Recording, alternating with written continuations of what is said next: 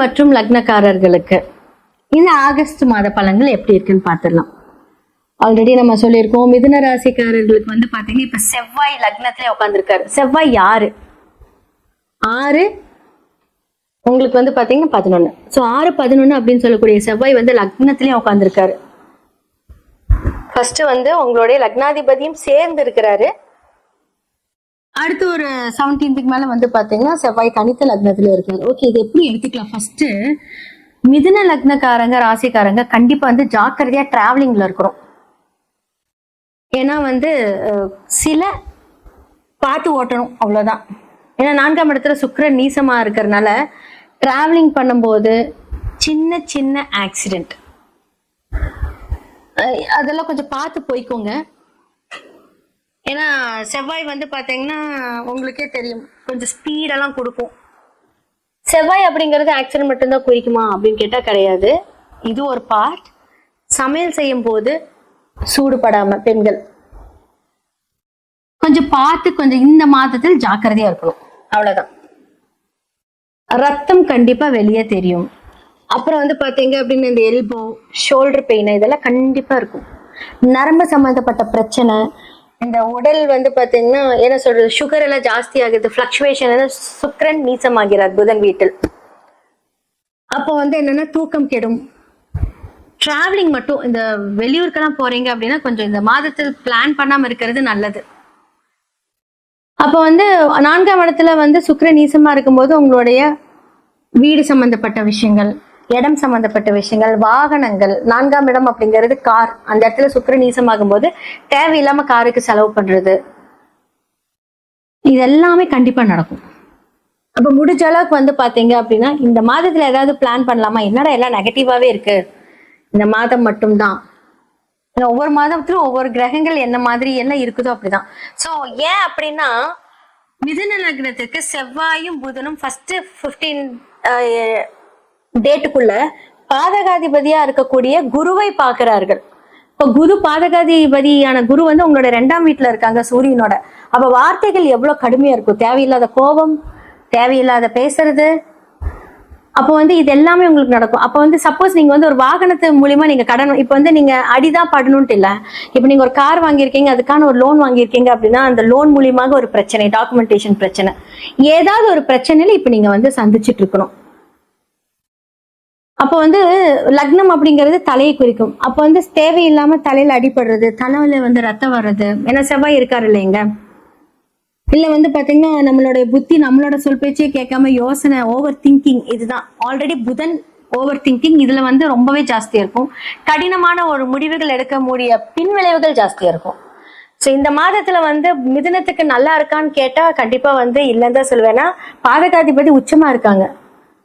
உச்சமா இருக்கக்கூடிய பாதகாதிபதி யாரை பாக்குறாங்க? உங்களுடைய 10ஆம் இடமான தொழில் ஸ்தானாதிபதியா இருக்கக்கூடிய குருவை வந்து அந்த இடத்துல சனி இருக்கிறார், வக்ரமா இருக்கிறாரு.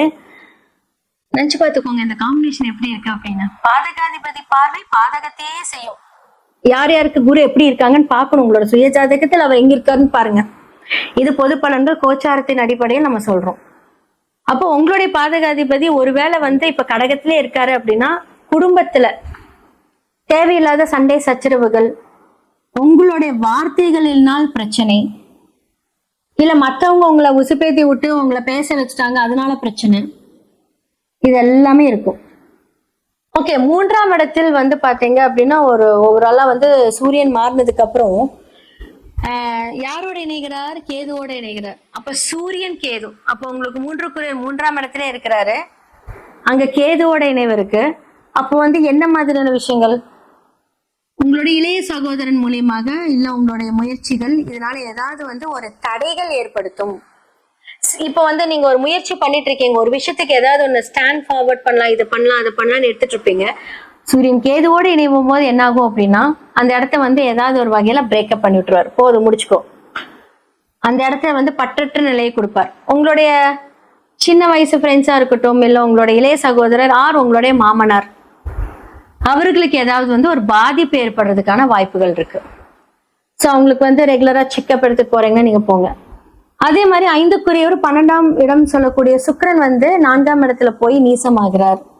அப்போ நீங்க சில பிளான்ஸ் எல்லாம் பண்ணிட்டு இருப்பீங்க, அது வந்து பாத்தீங்கன்னா கொஞ்சம் ஒரு என்ன சொல்றது, தூக்கத்தை விட்டு பிளான் பண்றது.